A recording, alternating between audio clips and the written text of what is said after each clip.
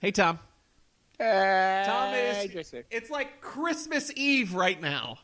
It is. It's like the next 4 days, right? Thursday, Friday, Saturday. Yeah.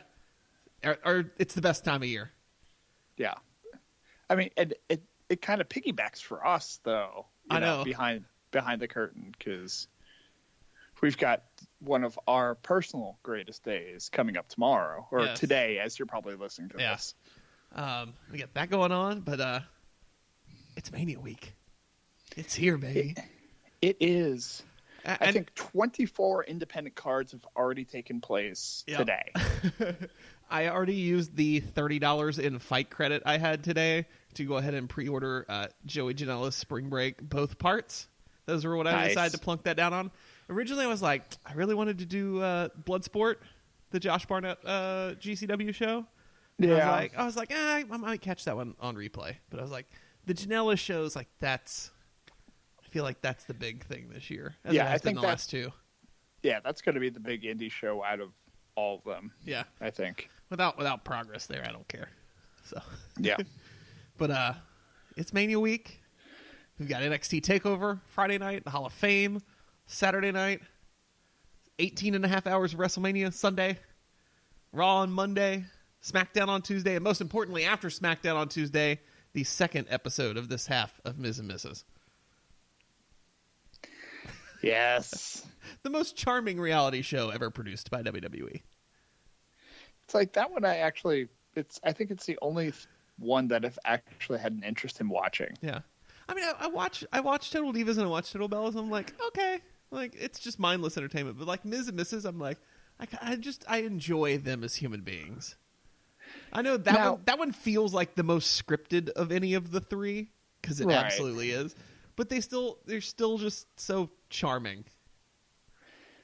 And now, how much do you think that the, I guess, success of that show and how well Miz has come off of that allowed them to turn around and go, hey, we can use Miz as a face and actually have it work? That's a good question. I actually had never kind of put those two together, but I think that's an interesting component we can get into when we start breaking down every match on the 15-match WrestleMania card when we get this show started. Yeah. And the 5-match championship-only NXT TakeOver card for the first time ever. It's a lot of wrestling, JC. It is. So I think we should probably get this started. What do you think? We probably should, yeah, because I'm tired already. Yeah, so let's do this. So, but before we do it, you got to do me a favor, buddy. I'm tired, but what can I do? Can you ring the bell? Oh, that I could do. You're listening to the Cheaters Never Pin podcast, a proud part of the Section 328 network, bringing you all the best in wrestling from WWE, New Japan, and beyond. Now, live from ringside, it's Mr. Workrate and JC. Oh, buddies! It's the Cheaters Never Pin podcast. My name is JC. And here next to me at the commentary table to the stars, wearing our tuxes for WrestleMania week, it's my good buddy, Mr. Workrate, Tom. I can't believe I can even fit into this thing. It's a perfect fit, too. I know, right? I had that custom made for you using the funds from patreon.com/section328. Of course, in true Joel Gertner style, I have not worn a shirt. Well, why would you? You gotta let the pecs breathe, my friend. Yes. So let's just dive right in, because otherwise we have 20 matches to talk about. That we know of.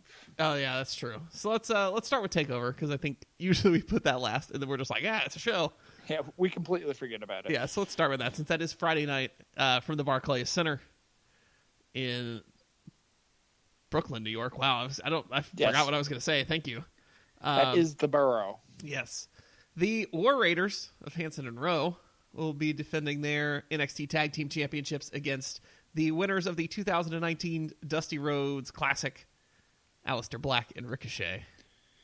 One of the 4 tag title matches that Black and Ricochet have this weekend. Right? They just those two. God. Okay. I don't know. I mean, this is a style clash match right here. Like, He got big ol' Hanson and Rowe, who just want to pound on people. He got Aleister Black, who's like, just get close enough for me to kick you. And Ricochet, who's like, oh, too late. I already flipped over you. I'm behind you. Oh, now I'm beside you. Yeah. I don't know. Because again, and we'll discuss their upcoming match the following day. But the whole Aleister Black Ricochet thing, and it's kind of cool because they work pretty well as a team, but their value is not as a team. Right.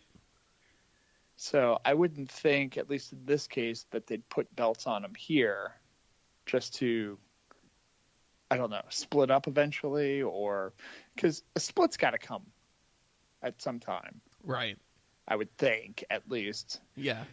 That's what I would assume. Because, they have more value separately than they do together. But yeah, that's what I'd assume. They don't really win anything this weekend. This is really just to get them huge over before. I'm not that either of them need it because they are over, but to get them ready for the international superstar shakeup live from Montreal 2 weeks after Mania.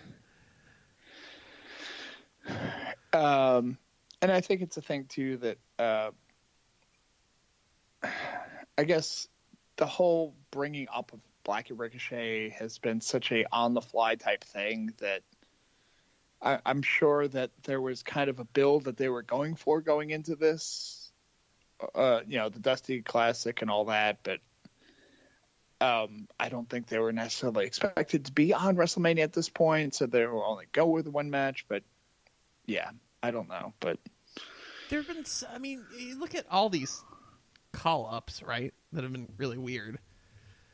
So you get Aleister Black, Ricochet, Gargano, and Ciampa just appearing. And this is, 3 to 4 weeks after we had the official, quote-unquote, official call-ups of Heavy Machinery, Nikki Cross, Lacey Evans, Lars Sullivan, and EC3. Right. Who are doing nothing. None of those people are doing it. At least Heavy Machinery's getting consistent television time. Right. And they're being written for. They're being written for. They're being, they might see them backstage with other people. They might have a match. They have at least wrestled. At least they're not just walking halfway down the ramp and then walking away for no reason for 2 months straight. Hey, at least that's a thing. That's true. That's actually on the main show. EC3 would beg to be on the main show. EC3 was on Raw Monday night. He and Tyler Breeze were backstage. Maybe I should have watched to it. Yeah. I don't know. He actually spoke. Did he wrestle? No. Oh. EC3 only wrestles on main event, and he and Tyler Breeze traded wins, and then now they're friends. Okay. But anyway, they botched that whole. I feel bad for. See that though. Yeah. But yeah. Lars Sullivan, we're not going to count him because he had his own issues. And then I feel terrible for Nikki Cross because she's totally lost. And Sanity exists, but why are they not together? Question mark. This is the issue that you run into with too big of a roster. Yes, absolutely. No one has been future endeavored in 2 years. People have asked for releases, but we've not had that Black Monday, Black Friday, just like we used to have once a year. And we thought that we were kind of were going to get one when Hideo Itami got let go and TJP. Yeah. And there was somebody else in that too. There was, and I don't remember who it was. Which isn't Ty Dillinger. I think there we go. Yeah. Yeah. I mean, 2 of those guys had asked for their release. All 3 of them did, I think. I didn't think TJP did. Maybe he did. I don't know. It doesn't matter. No. Yeah. So the War Raiders are going to leave Brooklyn with the NXT Tag Team Championships. I think we're in agreement there, right? I would think so. And just the hell is agreement? Yeah. All right. And build something else up there. Yes. The WWE UK Championship. Pete Dunne defends with his record-breaking 600 and whatever day streak against Walter. I'm so excited for this, Tom. This is going to be fun. Well, I love Walter. So I think the first time I ever saw Walter was 2 or 3 years ago in Progress. They had brought him in for their tournament they have over the summer, Super Strong Style. And I was like, who is this big giant man that just chops the ever-loving crap out of people? And it was great. And I think the match I saw that I loved the most was him and Chris Hero. I was like, oh yeah. Somebody might actually die here. And then there's Pete Dunne, who's just immortal already. He's so good.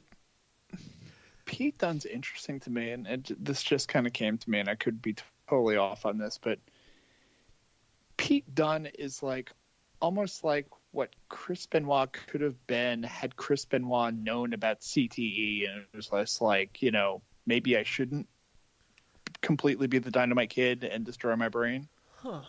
Like just that kind of personality as kind of the undersized guy, but with a huge chip on his shoulder. Mm-hmm. And like, I'll give you the punishment, but I will dish out the punishment. I mean, it's all right. Maybe not Benoit specifically, but I mean, in that type of, similar. Yeah, I agree with stature of Fit Finley, and I guess that whole, that English strong style, I guess. Yeah. Well, that's where he came up. Right. Like that, the rise of British independent wrestling in the last 3 years has, a big chunk of that is on his back.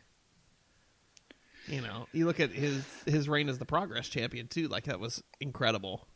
Yeah. With him and when all of British Strong Style were together, and it was just. But I mean, just that kind of like, and again, I've been watching ECW recently. I guess that's what's gotten the Benoit thing stuck in my head. But just that constant disrespect. He was the smallest guy out of the group. And it was just that constant disrespect, that look on his face, mm-hmm. like you're not even on my level. Even if he's like, a foot shorter than the other guy, it does not matter. Like, yeah, I have no pity. The small thing though, like for the typical British wrestler in 2019, that's not him. He's not small. So yeah, that I hear you saying, I'm like like if you were to throw him on the main roster right now, you'd be like, he's such a tiny little man. But you look at him in the context of where he is, and he's average. Yeah, for a vegan, a dirty vegan. Does this record-breaking title run end here? Because I don't know. Like. It depends. Like my thought is, I don't know what they want to do with Walter yet. Like, are we going to give him the title and build him up to be this monstrous heel, like physically and in story, or are we? I feel like it's time for a title change. We need to refresh that title a little bit. That's why I want to pick Walter. But yeah, I think it's a good transition. For the most part, people, at least, the UK brand in general knows who Walter is, but it gives him that little bit of extra exposure to American audiences that, might not necessarily know him as well. Yeah. And to put him overdone and to give him that title belt, it's like, ooh, that's kind of impressive. Yeah. So. Yeah. Walter walks away with the title, and when he gets the title, he gets his first two names back and goes back to being Big Daddy Walter. Because that's my favorite Walter. Did you know he used to be Big Daddy Walter years ago? I did not know that. He did. It's amazing. Huh? Is that an acknowledgement of his English heritage, or at least the area that he'd be wrestling in, or I don't know. Because Big Daddy was like the king of British wrestling for like 30 years. Yeah. Well, Walter came out of Austria, so. Don't use your specifics on me. All right, you know what, Tom? I'm sorry. Some of us are in touch with the UK scene. Johnny, I'll come to that match last. For the NXT North American Championship, the King of Bros, Matt Riddle, will challenge the Velveteen Dream. Oh, I can't wait. I mean, I'm just kind of so interested in seeing this. Like, I think, and I remember you exposing me to Riddle early on. You're like, oh, you know, back when we were doing match exchanges, you're like, oh, here's Matt Riddle. And like, I watched a Matt Riddle match and I'm like, I don't get it. Because I didn't, and I don't remember who it was actually against, but like, it seemed a little boring to me. And I'm like, but more and more as his personality comes out, he's drawn me in. So, and of course, Velveteen Dream is everything. So, right. There's something about Riddle to me that adding kind of the WWE machine behind him has taken just that gimmick to the next level for me. And I'm not sure what it is. And it worked for, like, you know, like I said, I was singing his praises 2 years ago.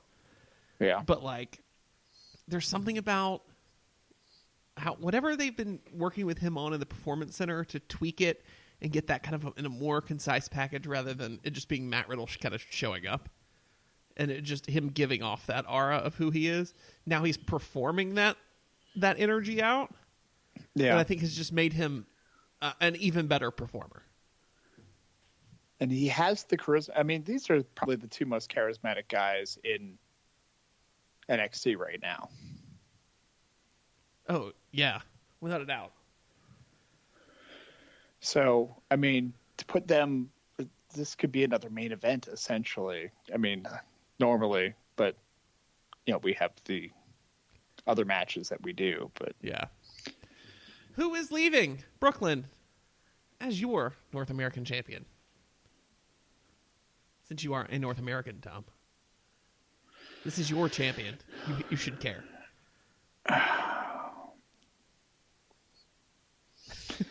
I'm going to say Matt Riddle because Velveteen needs his call-up. Yep.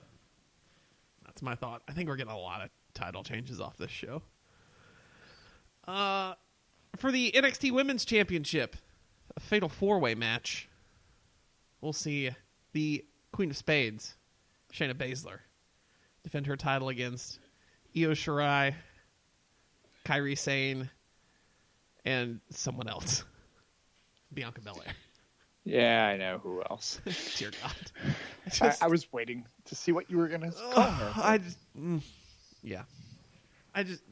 My feelings on Bianca Belair rival that of Sam Roberts. And are probably more extreme. Man. But I still don't care. I still don't care about her at all. Just does zero for me. And I know I'm in the minority there. Let's ignore her. Yes. Let's ignore her for a moment then. Because she's not winning anyway. So who does win this match? I think it's Io Shirai's time. Because I think the belt's not going to stay on Shayna. I think Shayna's coming up. I think she is due to come up. Especially for other reasons I will get into when we start talking about Mania and the main event there. Right. Kairi Sane's had her turn. Kairi Sane doesn't need the belt. She's over like Rover. It would be a nice little boost to Io. I can never remember. Whatever. We're never going to get that right. But yeah, I could see that. I could also see they're putting it on Belair. I can't do it. I know you would hate that, but so I've in two instances in my entire life of watching wrestling have I broken something. Both of them have been due to what I think were terrible title changes on an NXT takeover. This could be the third time, Tom. There's a good chance Friday night I spike a pint glass on the floor for the third time. I'll keep my distance. Maybe I don't remember if it was the first or second time, and I can't remember what the other one was. But the other one was when Bobby Roode won the title the first time. I think it was off of Shinsuke. I was just livid. I was like, it is not. I was like, he should have that title, but this isn't the time. And I just like, I was wrong. But that's okay. Yeah. Yes. So that is. No, it's not. Who? So nope. Who do you think is winning? Let's wrap this match up and then go to the last one. Good Lord.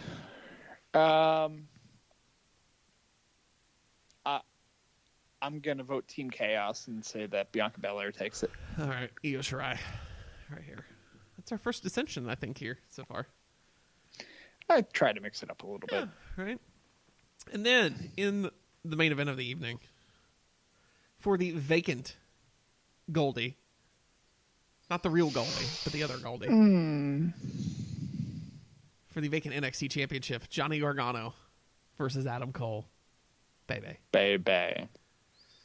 So, before we talk about this match, did you see the video the Performance Center put up on YouTube it's a two-part, and I think put up the first one today, of Ciampa getting ready to go into surgery with his wife and his daughter? No. Oh, Tom, you gotta watch it. So, one, and Ciampa even tweeted this today. He tweeted, "Well, there goes my heat. It was a good run." So he comes across. So it's like a 7 or 8 minute long video, I think. But he talks about. It starts off with Triple H, doing his spiel to the entire roster before the last set of tapings and talking about, this is such a special place, and he almost cries. And then, you talk about people that have, we've brought people in and we've taught them how to be superstars. And then there's other people that worked for 12 years to get to this point. And, unfortunately tonight, Tommaso Ciampa had neck surgery this week, and he's got to vacate his title tonight, and here he is. So I guess that's going to be his speech to them is probably what I'm assuming is the end of the next video. But right. Then it shows him and his wife and his daughter going to Birmingham, and they talk to Gargano. There's little interview clips with him in there. He talks about his struggles coming up and how, this sucks, especially after everything he's been through, because he was looking forward to it so much. But the most important thing is his health and his wellness for his daughter, who he constantly keeps looking at and calling her the real Goldie. Oh. Yeah. And then they go into this entire, the biggest chunk of this is him, and they even have Johnny talking about it, because, as everyone knows, Johnny and Tommaso are the best of friends, and they lived together with Candice when they moved down. I guess right when he got his call up, they'd been trying to have kids for a while, and it got to the point where they decided IVF was the next step. So they did the IVS when they were living in Milwaukee. He got his contract, so that's why he moved to Orlando to live with Candice and Johnny, who had just gotten married, while his wife is in wherever I just said. Milwaukee? Thank you, Milwaukee. Still getting IVF. And, there were problems after problems after problems, and it got down to the last embryo they had left, and they knew they didn't have the money or the means to be able to kind of do it again. And then that's when they had their daughter. And he talks about, this is all that matters now. And it's just, you need to put him and Roman Reigns together to be the biggest baby faces ever. I can't call him that F for Ciampa anymore. I can't do it. My heart has blackened for him. Anyway, go watch the video. It's on YouTube. It's been on Reddit. It's been on Twitter all day. Watch it.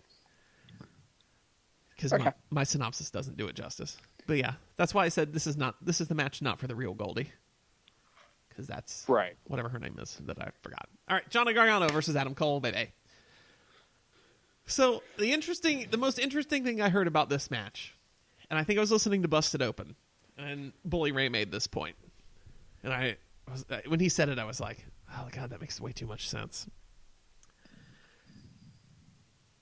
This crowd, this is going to be an interesting moment to see where the crowd sides here, right? Like, everybody loves Johnny. We're not debating that. He is Johnny Wrestling. The crowd will chant that. He is big baby face. But there's something about Adam Kroll, especially going into Brooklyn, that has the potential to make him be the crowd favorite where he shouldn't be in this point, right? Because he's the heel going into this. So it's going to be this really interesting dynamic to watch. You're going to get your dueling chants. And it'll be the same people just chanting both sides. Yeah. It will be the 17, 18,000 whatever inside the Barclays Center just chanting both names. I mean, I don't think there's a bad choice here to win the title, personally. No.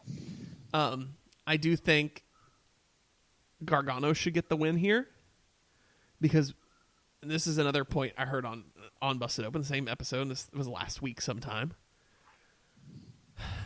Gargano is a great wrestler, so he fits very well in NXT. Without Ciampa, who is the, not to say Gargano isn't entertaining, who is the more sports entertaining one, to come with him to the main roster. They work really well together, but just Johnny coming up may not work very well. Yeah. Unless they, and the reason why is because this is WWE, right? Like, booking him to get him over and get him strong based on his size and body type and work style, probably ain't gonna go so good. So that's why I hope Johnny wins the title so he stays. Also, he deserves it, damn it.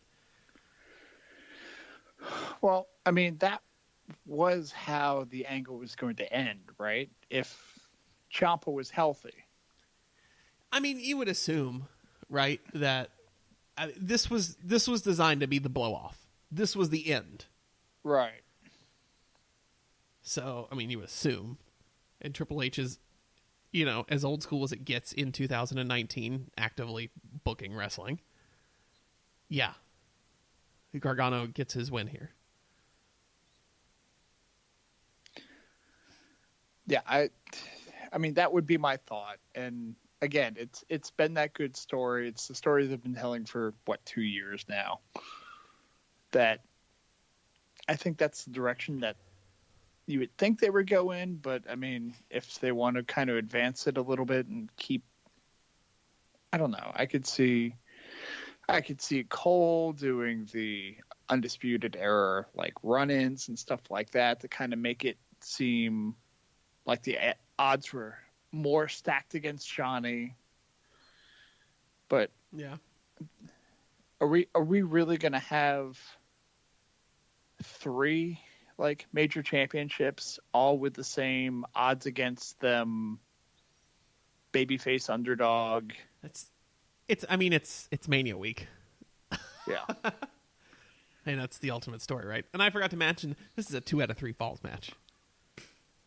So, because Hunter wanted a definitive winner.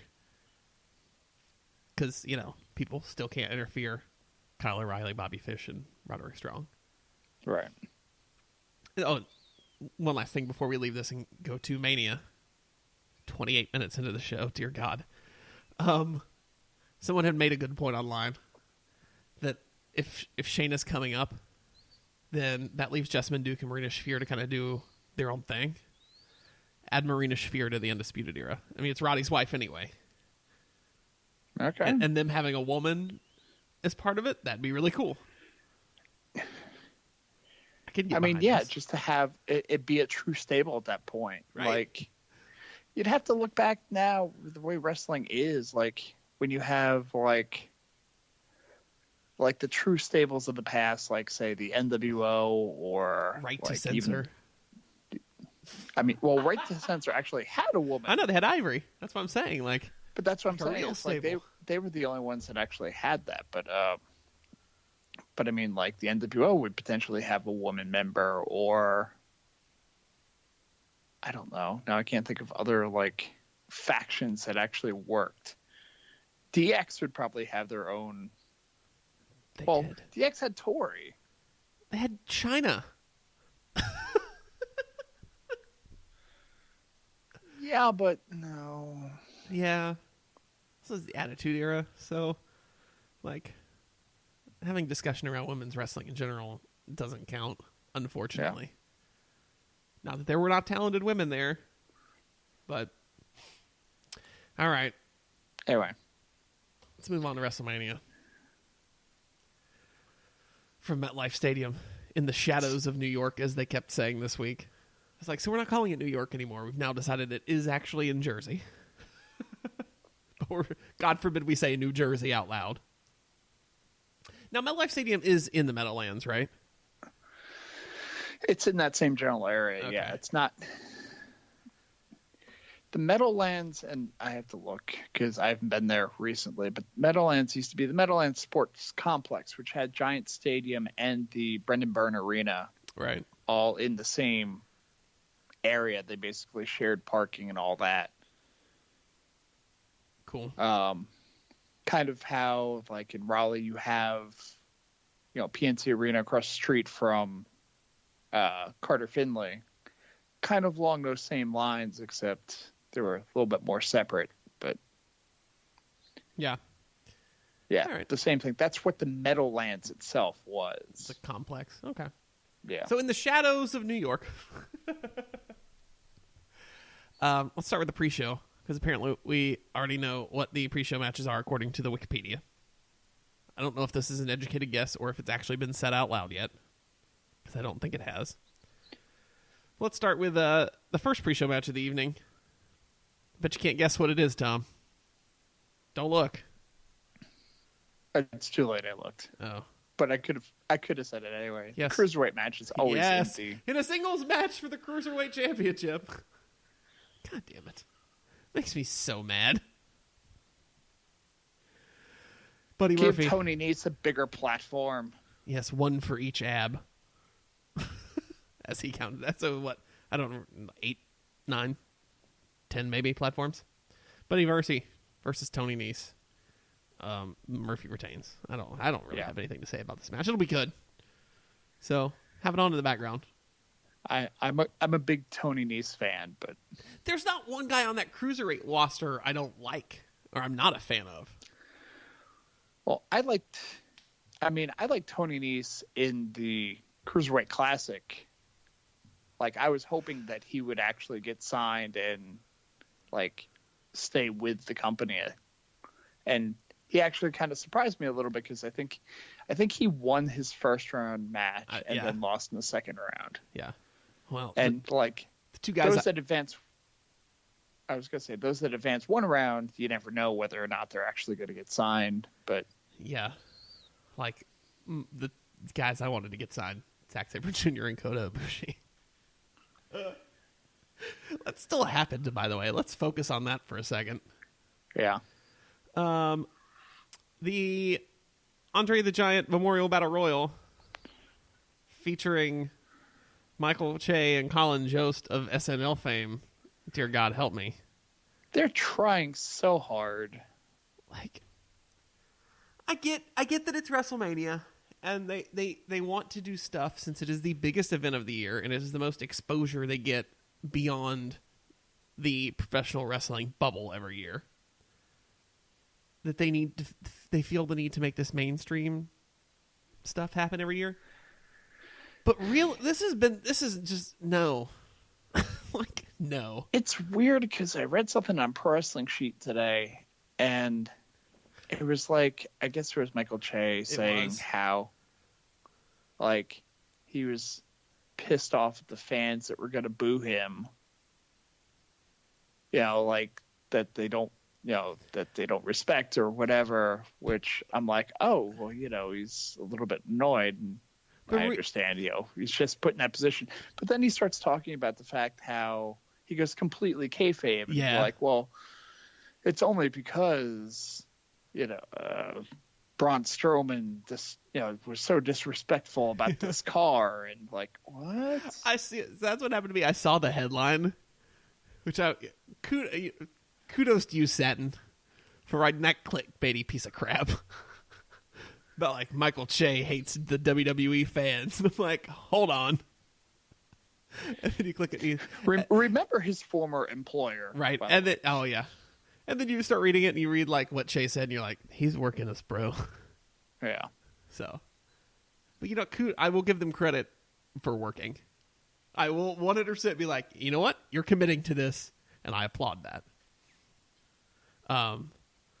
So here are the entrants.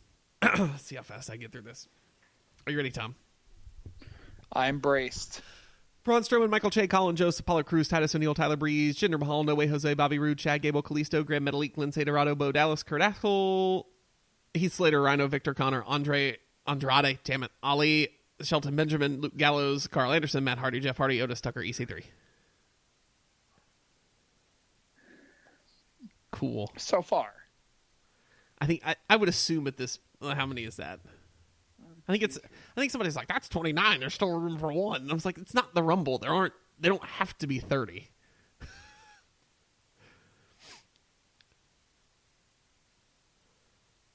You were just counting. Yeah, I know. It's good radio. Yeah. You're right. 29. All right. So they're not going to put anybody else in. I mean, maybe they'll throw in one mystery person last minute for some reason. Lars Sullivan. Oh, you were having stage fright, were you? Well, now you debut at WrestleMania. Don't worry, no one will be in the arena yet. It'll be fine, kid. No one will be watching. Yeah. This match isn't even on the USA Network.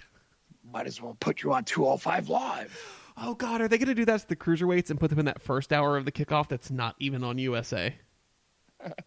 Oh, God. So your cruiserweight match is probably at 5:30, folks. Ugh. It's on the Paramount Network. Followed by Bellator. So, the WrestleMania Women's Battle Royal is the rest of the pre-show. Featuring... Oh. So I scrolled up a little bit, Uh-huh. and it says, as of April 4th, 2019, 29 entrants have been announced. I didn't actually have to count. They actually wrote on Wikipedia. Oh. 29.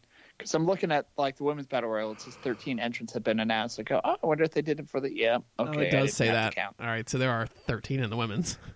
Yeah. And they are Dana Brooke, Mickie James, Ruby Riott, Liv Morgan, Sarah Logan, Asuka, Carmella, Naomi, Lana, Mandy Rose, Sonya Deville, Zelina Vega, and Nikki Cross.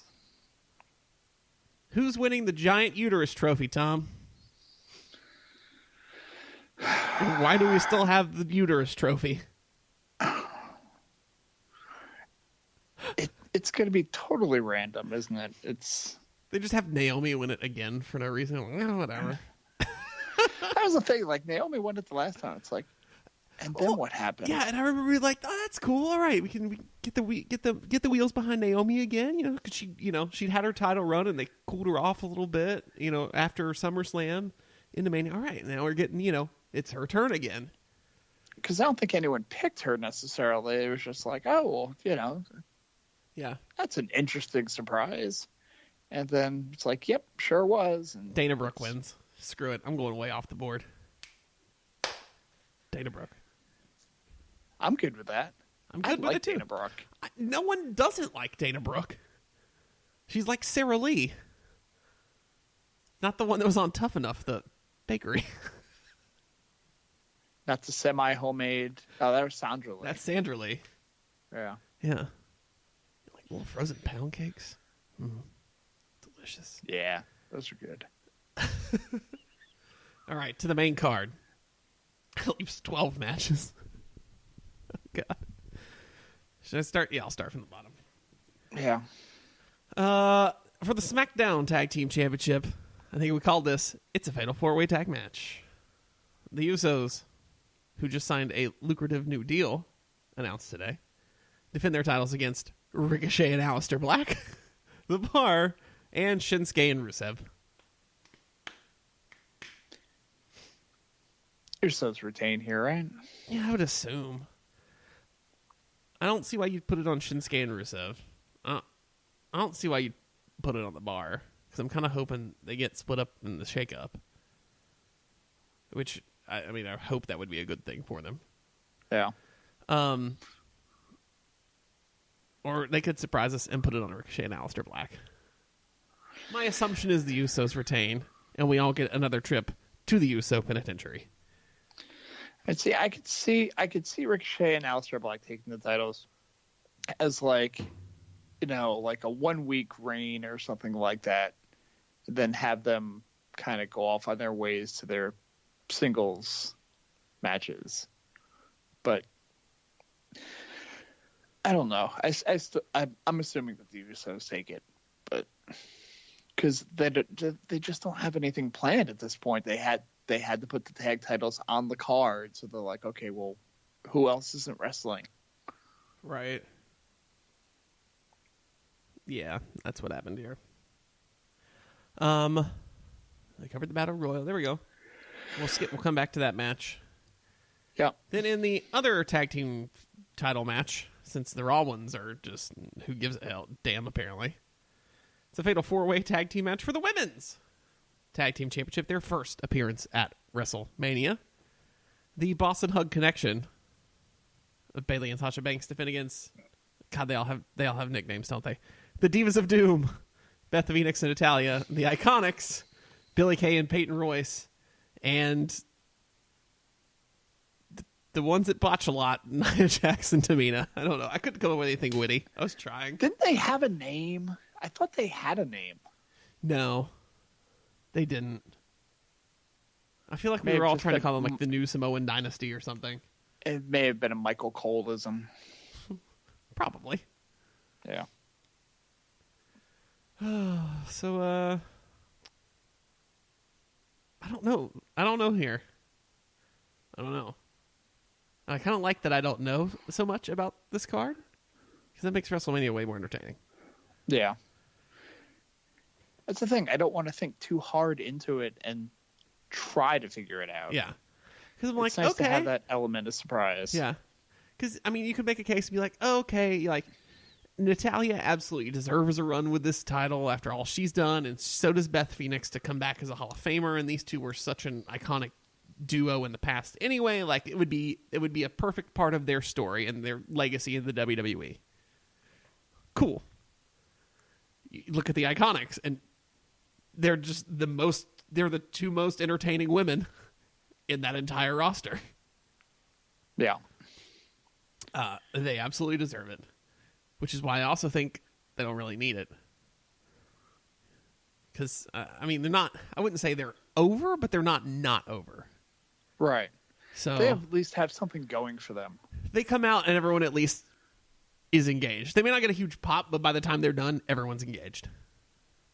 And then there's Nia Jax and Tamina, who need to be future endeavored because they're going to kill somebody one day. Yeah. But I'm pretty sure they're going to leave with those belts. I mean, Tamina has the family history, so. Jesus. That's never been proven, Tom. Vince McMahon can cover anything up by showing up at a police station with a briefcase full of cash. So, allegedly. So do you think Vince showed up at 1600 Edwards Mill with a briefcase of cash and gave it to Tom Dunn and went, "By the AAF, shut it down. I want you to take it. I want you to run it. And I want you to screw him over." What was his entire... the thing when he first brought back the NWO, I was like, "I'm going to inject it with poison." Tom Dundon's just sitting there all confused, like, "Okay, Vince."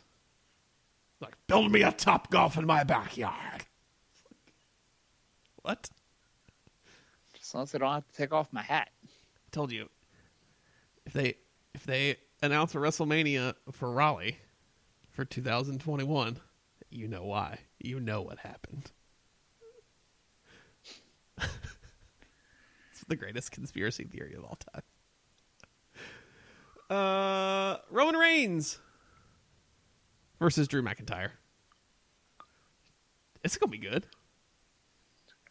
Roman does not have bad matches. Drew does not have bad matches. I'm still like, I'm maybe only 20% concerned about Roman at this point. All right, Dave. What? He's I fine. was saying that I was concerned about him being back to 100% That's- full health. that's and true. I'm concerned. You weren't saying that he never had cancer.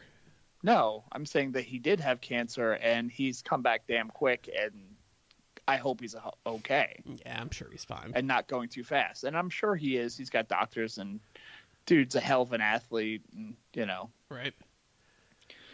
But yeah, that's 20% of me going, God, does he have to? Because you're right, it's going to be an excellent match. That's gonna be so good. It's just gonna be two hosses just Yeah. going at it. It's not gonna. I mean, it's not. We've got our other fast pace, flippy crap matches all over this card, and high spot matches. Not that there won't be a high spot or two here, but and especially the way they built the feud, this is just gonna be a brawl. Yeah. Which is kind of why I wish they had added a stipulation to it. I was like, this is one that would, these two are going to be fine. They don't need a stipulation to enhance this match, so it's fine. But if they would have made this no DQ, or they'd have made this even a cage match, I won't say Hell in a Cell. I don't think it had reached that point yet. Right. But or, hear me out. First Blood, Tom. Drew cut some promo along the lines about I can't do a Scottish accent, so we're not even going to try. It would have been bad. Talking about his leukemia and all, and watching him bleed. I don't know. Meltzer's like, I can't see the leukemia there, so he's fine. Well, plans changed. I don't know. I thought I was going to be able to make a better joke out of that, and it didn't happen. No. And I just kept trying to dig out, and it didn't work. I was trying, man. I was bailing water like the Titanic was sinking. There was no chance in hell. That's what you got. Yeah. Roman wins, because LOL, Roman wins. Also, if you beat Roman in this match at WrestleMania after this last year, you're going to hell, Vince. Yeah. Oh, all right.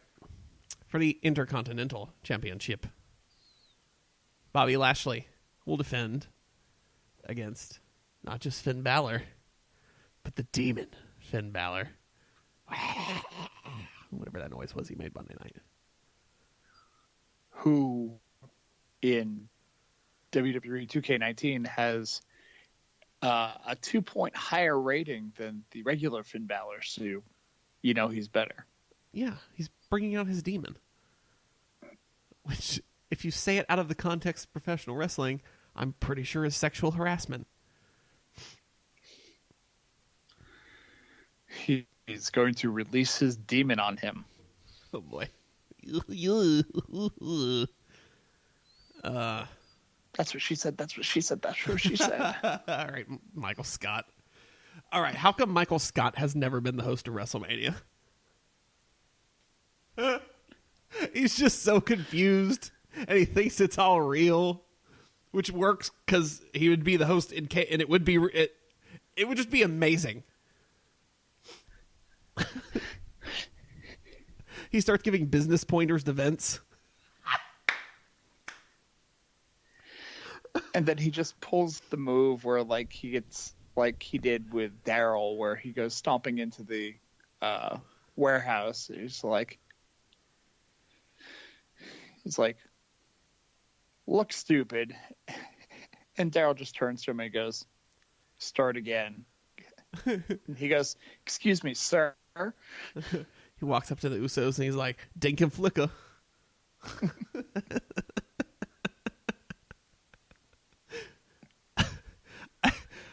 I need this to happen. And the best part is he signs his, Michael Scott signs his friend and San Jose sports legend Ron Burgundy to do commentary for the main event. And it just becomes the weirdest WrestleMania ever. I mean, Ron Burgundy didn't do bad in that one period of that Kings game. No, it was quite entertaining. I'm confused why Ron Burgundy is doing it, not Champ Kind. Yeah. Well, we couldn't have Champ Kind because we need Todd Packer. Todd Packer interviewing. He's doing all the women's interviews.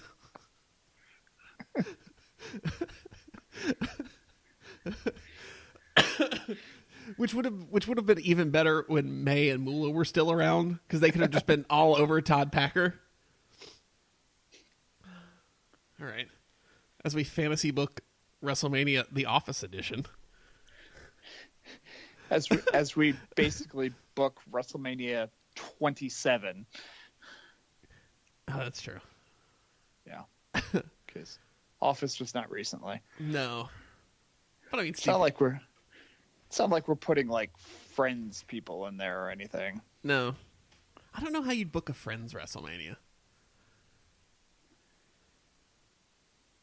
No, Yeah, I can't think of anything. I'm not even trying anything. That's what I've been watching recently, so I don't even, and I can't even think of anything.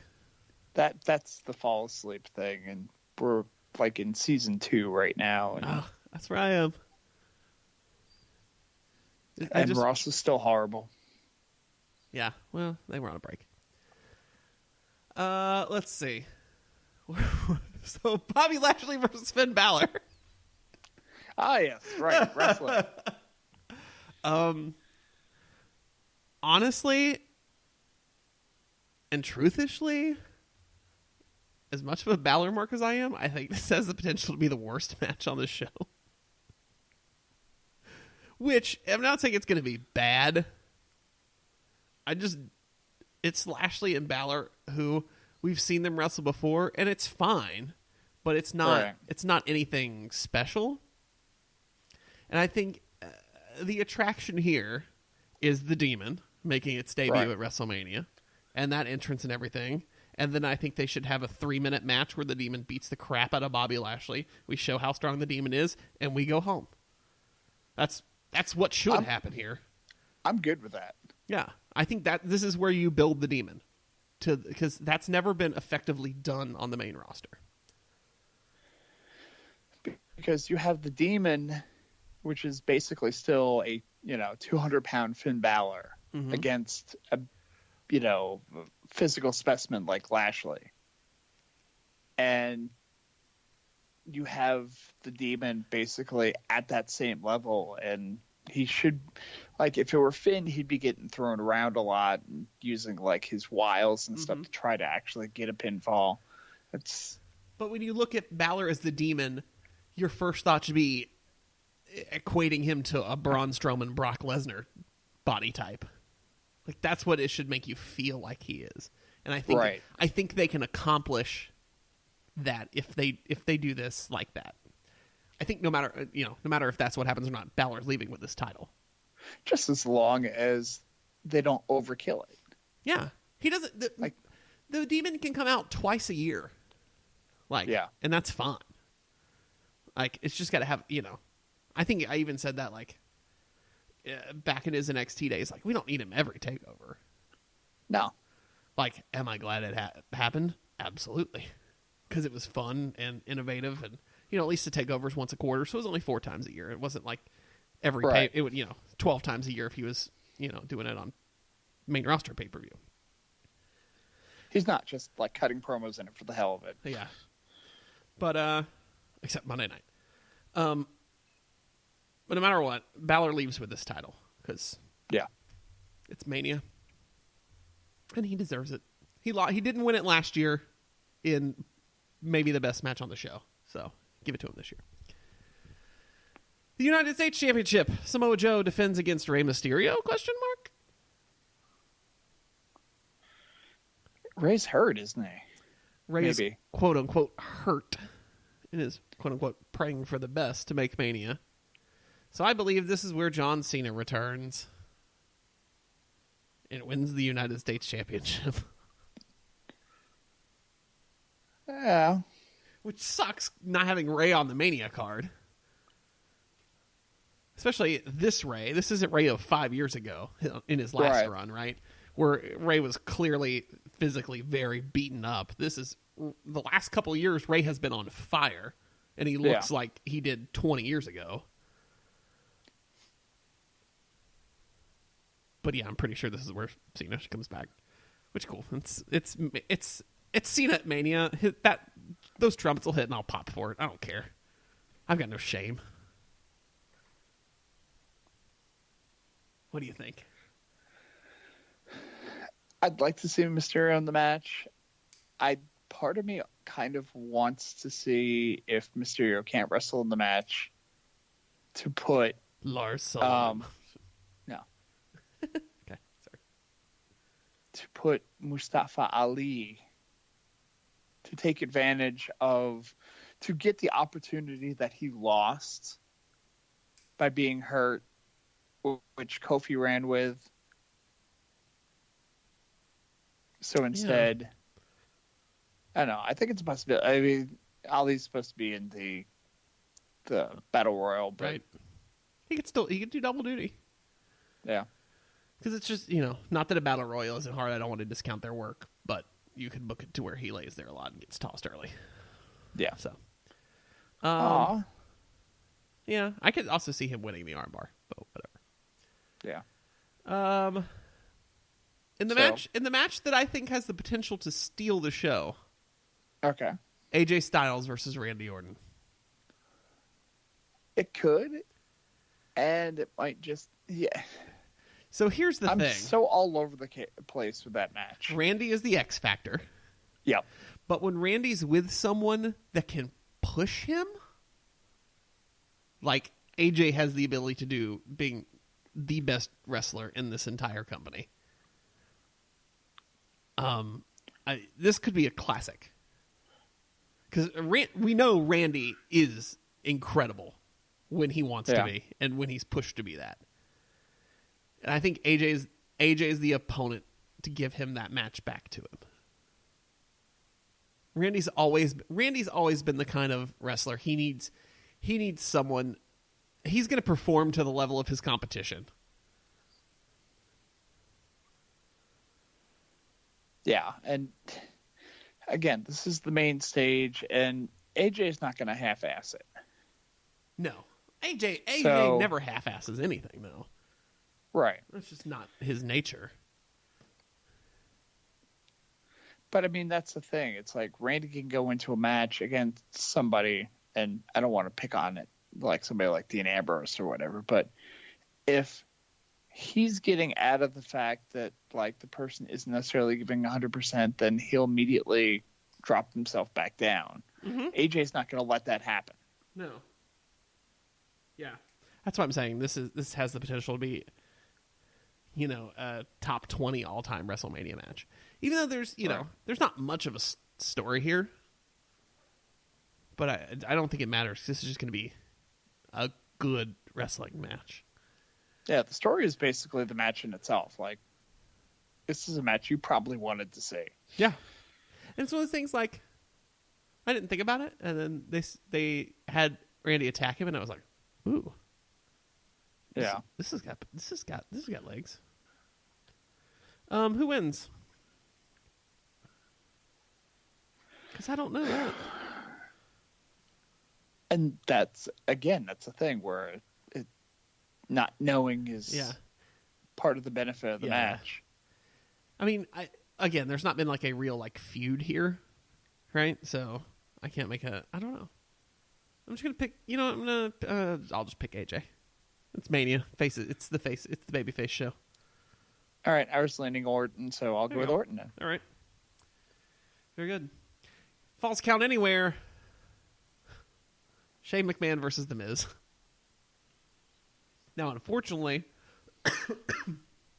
we haven't seen many pictures of the set being constructed, so I can't tell you what Shane's going to jump off of. But he's jumping off of something. Yep. Oh, God. What? I feel like you just thought of something.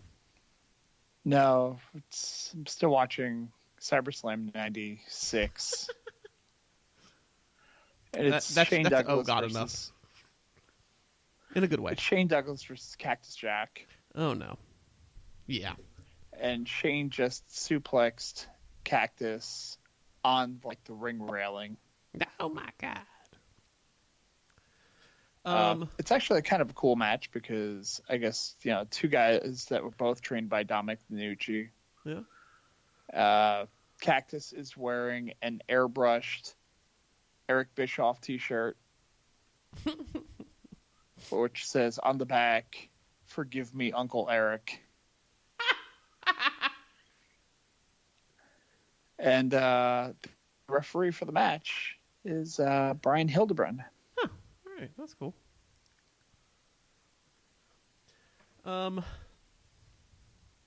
This is going to be a good match, I think. Again, they had to add a gimmick to it because it's a Shane match. Right. So that's the only reason there's a gimmick here. Allows them to do, the outside spots and not have to worry about a count out. Yeah. And I mean, the Miz can hold his own in the ring. And he's the clear babyface here because of Miz and Mrs. I totally agree with your assumption in our opening. I think that proved to them that, people like him and love him. And he is awesome. And he has that charm that they can let it show. I think he plays better as a heel. But he can play as a face very well. I think he is a great heel, but the problem is that while that show is on, it kind of goes against that. So I think they're kind of rolling into it. Right. I think that makes sense. I'm sure they could probably have gotten away with him being a heel on TV and then, watching it, watching the separate show, because not everybody watches, is going to watch that show. Mm-hmm. But I kind of look at that, though, and go, Total Bellas is airing right now, and Daniel Bryan is not a heel there. Yeah. So, I don't know. It'll be fun. This is going to be the match that creates the GIF that you see for the next week. Non-stop. Yeah. And it will be Shane jumping off of something. Trying to die. Yeah. Who wins? Because I'm going to go with The Miz. Because it's Babyface Mania. God, I hope it's The Miz, because there's nothing to gain out of that's the other thing. Shane winning. No. In his farewell match, Kurt Angle takes on Baron Corbin. Dear God, save us. This could also be, they could still work an angle where Cena shows up here. Yeah. Which Angle, and of course that would be poetic. I mean, that's my hope. Yeah. Is that, Angle finishes off Corbin in 2 minutes or something like that.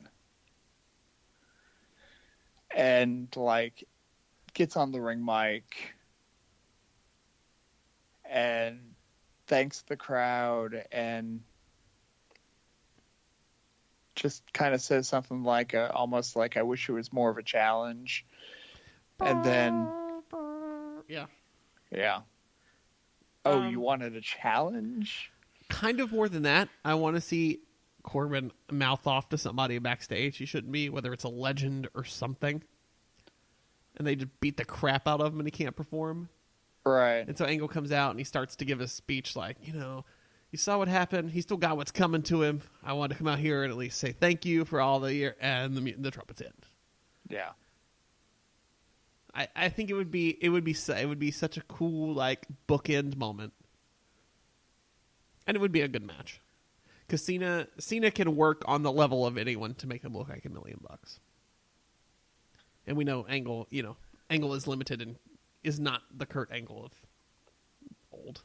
And he admits that, and that's why he's walking away now. He's pretty much said that. But now here's the question. Should this be Kurt Angle versus Baron Corbin? Let's work under the assumption that match does occur. Who's winning? Can't not be Angle. I want it to be Angle. But there's I understand nothing to gain from that. Other than cheers. Other than a feel-good moment. But, that's all it's for. Yeah. Corbin's been a goof as it is to begin with, so giving him a win here isn't going to help that. He needs a repackaging or at least a redirection at this point. And just getting a win over... I mean, I could see the concept of putting him in that direction so that, giving him the win just to kind of almost have that heat that you've ruined Kurt Angle's final match. And if they do that with anybody, it would be with Corbin, but maybe it's just hope here. Yeah. I don't know. I mean, the old school booker in me goes, well, Corbin wins. Kurt goes out on his back.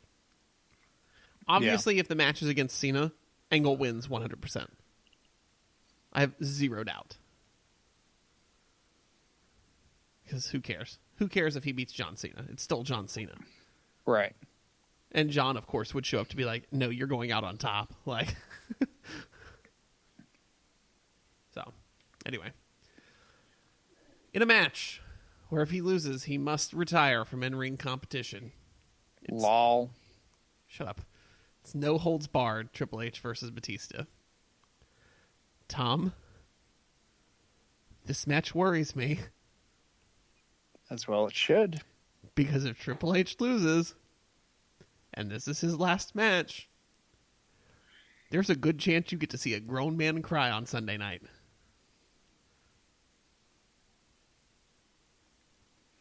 Two retirements in one card. Stranger things have happened.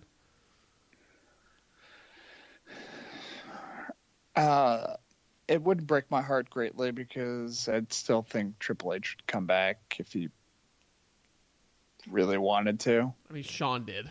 So yeah. But until that moment where it happened, I in that moment, he's done. And Triple H is my all-time favorite. Right? Yeah. From he was my boy as a kid. Right? So that would, oh God. I don't want to think about it. I've been thinking about it a lot this week. And I'm just like, nope, not going to happen. Also, there's nothing to gain from him losing either. Like, it's not like Batista's going to be around. I mean, it's just a match either way. They're Right. not going to build anything off Batista. They're not going to build anything off of Triple H. No. I mean, I'm pretty sure Triple H wins. Because he's avenging Rick. Right? We're going to say he wins because I'm not going to think about it anymore. I can't do it. Okay. I can't do it, Tom. Okay, that'll make you feel better, so I'll say that. It'll help me sleep. For the WWE, here we go. We're finally to the top 3 titles. Dear God. For the WWE Championship, Kofi Mania is going to run wild, brother. Kofi Kingston takes on Daniel Bryan. It's finally happening. Tom, Kofi wins. Kofi wins, and the proverbial roof blows off MetLife Stadium. Yep. That's the only way this happens. That's the only way it should happen. The New Day is going to be involved, taking out Rowan, and there's going to be hijinks, but it's still going to be... It's going to be an incredible match, even with that. It's just... the moment he wins is going to be amazing. I cannot wait. And if he doesn't, I fear for whoever has to go on next. Yeah. Like, oof. I mean, after this, so obviously this is not the main event. I still fear for whoever has to follow this match if he wins, because they're going to be so damn tired.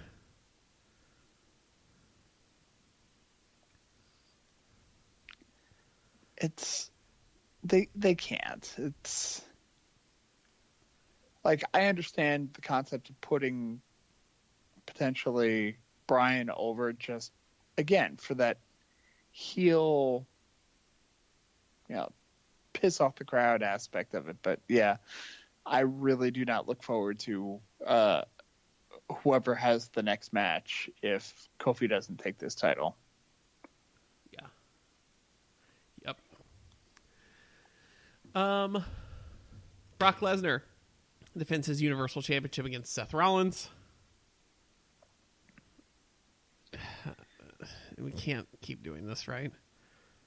This has to be the end. I'm just saying Brock because I'm just assuming he's never going to lose ever. We can't keep doing this, right? We shouldn't. I can't. And I definitely feel like Seth's going to win because I feel like having Seth get the curb stomp on Lesnar Monday night was a red herring. Like they're like, oh, they always think if we put him over, he's going to lose. Not this time. Seth's going to win. Again, this is one where I can't begin to think of a world where Brock Lesnar is still the WWE Universal Champion on Monday. I'm just picturing the F5 out of the curb stomp. I mean, still, my favorite RKO of all time is... Oh, yeah, on Randy. Randy blocking the stomp, basically. Yeah. Yes, I love that one. It is the best one. Because it just was done so perfectly. Oh, yeah. It's so smooth. WrestleMania 31, if you haven't seen it. Yeah, just for not only the... I mean, it was probably one of the most out-of-nowhere RKOs. And they're all out of nowhere, but it was one of the most out-of-nowhere ones. And just to see, like, Seth basically winning the match, or he was set to win the match and went to go for his finisher. And so you're going, oh, the match is over, and then complete 360. Yeah. Mm-hmm. So, we're both picking Seth, right? I'm picking Brock because I'm assuming he's never losing ever. Oh, my God. All right. Fair enough. And finally, dear God, how long have we been going? Now we're in 15 minutes almost. All right, cool. Jesus. Yeah. So, you've still spent less time listening to this than you will Sunday watching WrestleMania, so enjoy. It is a winner-take-all triple threat match for the Raw and SmackDown Women's Championships. It's Ronda Rousey defending the Raw Women's Championship against Charlotte Flair, defending the SmackDown Women's Championship against Becky Lynch. I don't see a scenario where Rousey wins here. No. So that's the only thing I feel I can predict. The mark in me is like, Charlotte's going to have both belts and it's going to be the best night of your life. Andrade's going to be one lucky man Sunday night. But also, Becky can walk out with both titles and it would be such a great ending to the show. And see, that's the thing. It's the end of the show. Right. But let's think about recent ends to WrestleMania. Let's just go back in the last 2 years, for instance. Last year, you have Brock murder Roman Reigns, and we just watch Roman leave in dead silence. Like stumbling, holding his daughter's hand up the ramp. Depressing. 2 years ago, The Undertaker loses to Roman Reigns, takes everything off, folds it in the ring, and then leaves. Depressing.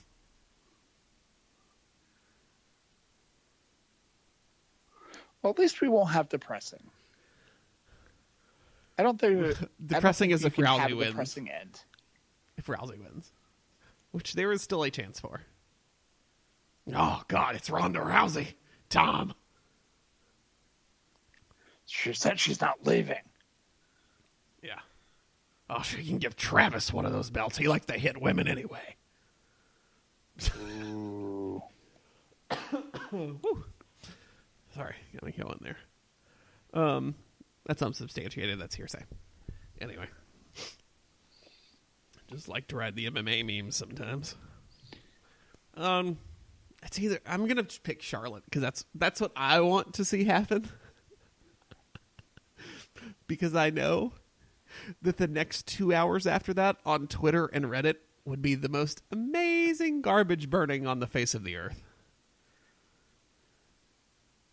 And we all know I like to watch the world burn. Yeah. I'm going to assume your pick is Becky Lynch. That would be my preference. I am at 55% Becky, 40% Charlotte, 5% Ronda at this point. That's kind of how I feel. I'm pretty sure Becky's going to win. I don't want her to, but I'm going to pick Charlotte because I'm going, I can't not.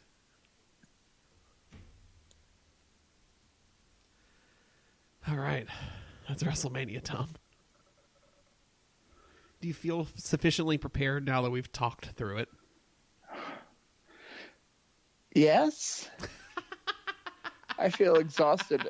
Not as exhausted as I'm going to be after I'm done watching it. Oh, yeah. I feel like Sunday night, by the time we get done watching it, we're probably just going to look at each other and be like, oh, God. I have to be at work in 7 hours.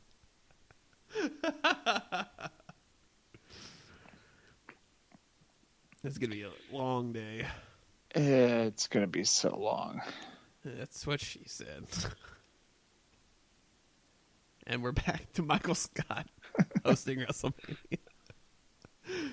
All right. Well, it is late here in the Section 328 West production facility, local production facility. There we go. I saw someone on Reddit today they were talking about where they're going to be like Mania plans and stuff. So I was like, yes, I'll be watching at my local living facility. I was like, that's funny. So this is our local production facility.